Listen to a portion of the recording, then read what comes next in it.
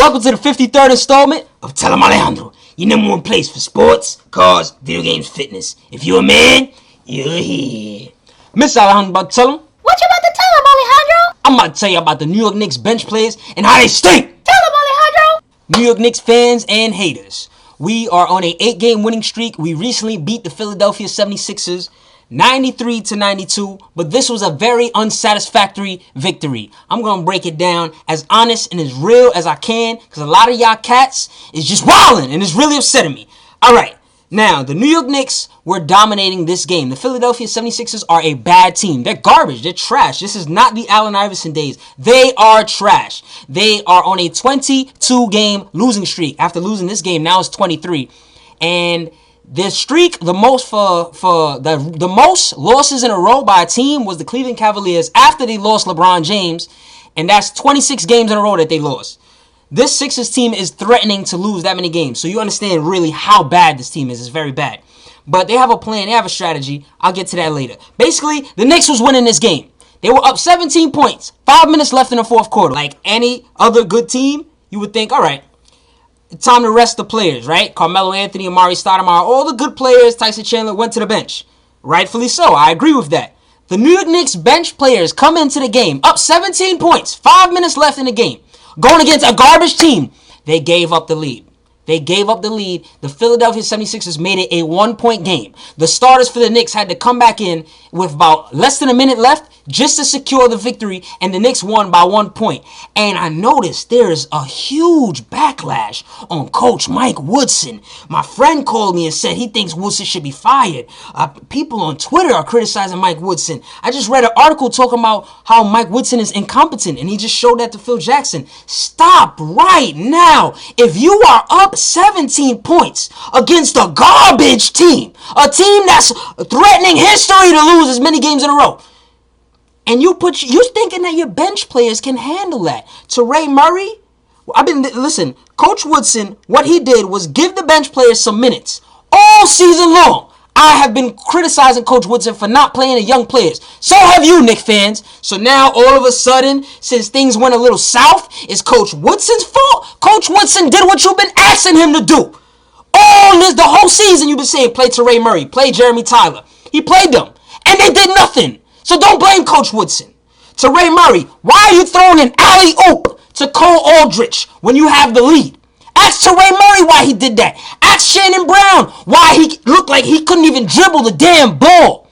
Ask Tim Hardaway why he went, what was his numbers? 0 of 5 from three-point land, 3 of 11 overall. Ask Tim Hardaway why he shot poorly.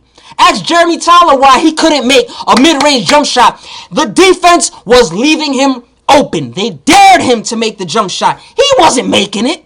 Ask those guys why they weren't performing well. Ask those players why they look like crap. Don't blame Coach Woodson. Coach Woodson is the same coach. When we had Coach D'Antoni and we was doing stupidness and they fired him, that's the same Coach Woodson that ended up going 18 wins with 6 losses, took us to the playoffs. Coach Woodson is the same coach from last season that won 54 games out of 82 and took us to the second round in the playoffs. That's the same coach. So every time something goes wrong with the Knicks, stop blaming Coach Woodson. That's pissing me off, for real. And I don't even like Coach Woodson like that because he do be doing some stupid stuff, some questionable things. His style offensively and his defensive switch this, switch that, I don't like it. But you know something? I don't like the disloyalty from a lot of y'all New York Knicks fans. If you talking to a bunny, everything's going good, then she does one thing to piss you off. All of a sudden you want to dip? Show some loyalty, son. What's good with y'all? I can't believe y'all. It's really, really, really upsetting me, for real. I had to let y'all know. Let's get into some numbers. Let's start with the New York Knicks numbers. Amar'e Stoudemire was balling. He played 28 minutes. He had a double-double. First time he had a double-double since 2012. Shout out to Amar'e. 22 points to go with 10 rebounds and an assist on 10 and 15 shooting. 2 for 2 from the free throw line. Amar'e, keep doing your thing. Keep bowling because she wanna a bowler. Next up, StarMelo. Carmelo Anthony played 35 minutes to go with 21 points, 8 rebounds, 5 assists, 1 steal, 1 block. He shot bad. 5 of 16 shooting. 2 for 5 from the three-point line. 9 of 12 from the free throw line. Melo, keep taking it in. Keep getting free throws. I like when he settled for free throws and taking it in strong rather than taking a lot of three-point shots. Keep doing your thing, Carmelo Anthony. Next up, Tyson Chandler. He looks healthy. He's balling right now. Rah! Tyson Chandler's looking good. In 31 minutes, he had a double. 17 points to go with 10 rebounds, 2 assists, and a steal and a block. 7 of 10 shooting, 3 for 4 from the free throw line. Tyson, keep banging down low. I respect bangers. Keep banging, keep defending. I respect it. Next up, another guy who played poorly, J.R. Smith. In 25 minutes, he had 6 points to go with 3 rebounds, 2 assists with a steal, 2 of 10 shooting, 2 for 9 from the free throw line. I don't mind if you shoot poorly, because not everybody's going to have a good night every night, but if you take 10 shots and 9 of them are threes, at what point do you realize, well, if my 3-point shot's not going in, maybe I should get closer to the hoop? You know what I'm saying? Come on, JR. Stop untying shoelaces. Get close to the hoop, son. Let's get into some numbers for the Philadelphia 76ers. First up, Thaddeus Young was bowling. She wanna a bowler. He had 40 minutes and 21 points, 7 rebounds, 2 assists, 4 steals. He shot poorly, 6 of 21.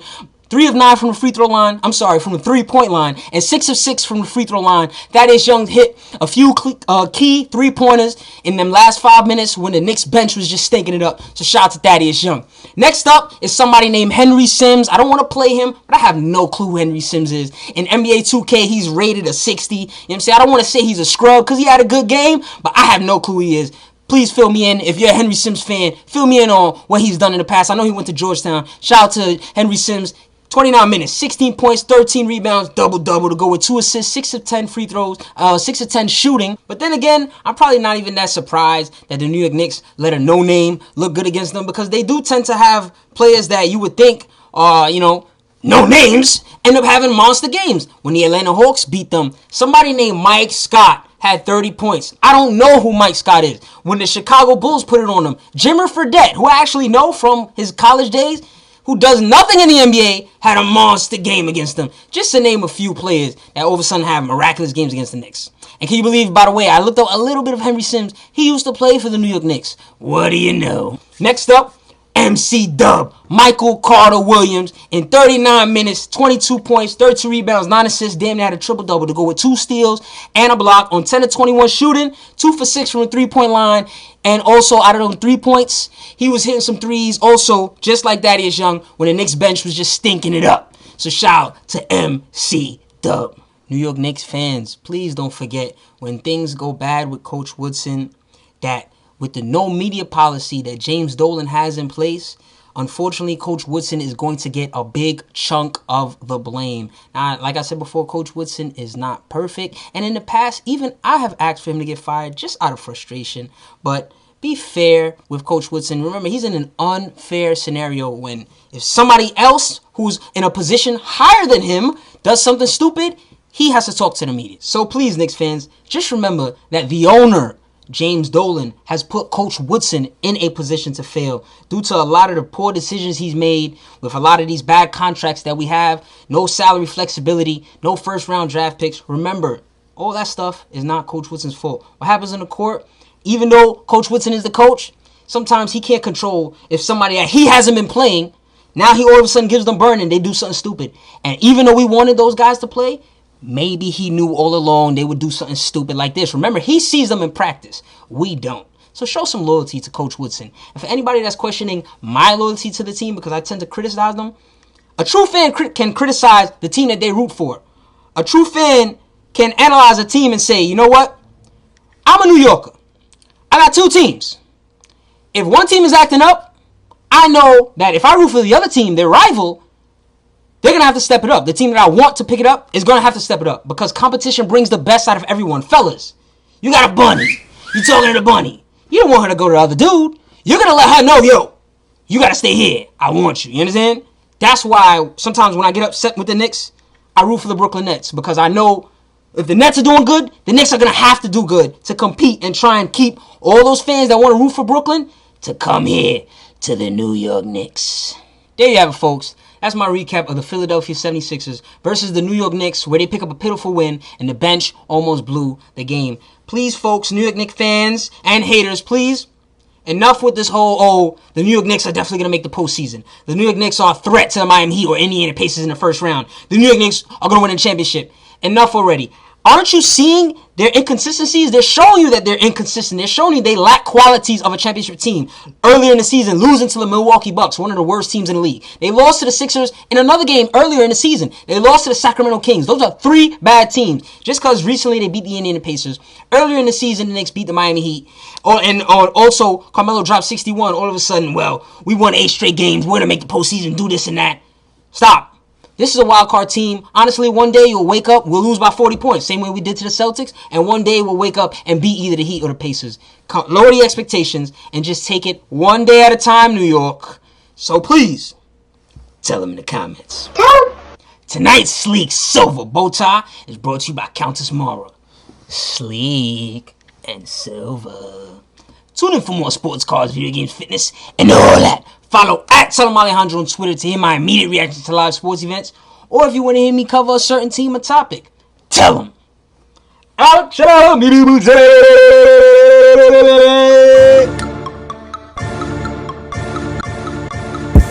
it. Make sure you stay tuned for my next ep. I know y'all seen KD go crazy in that double overtime game versus the Toronto Raptors. We gotta get into that. Turn it up, baby. Let's get it.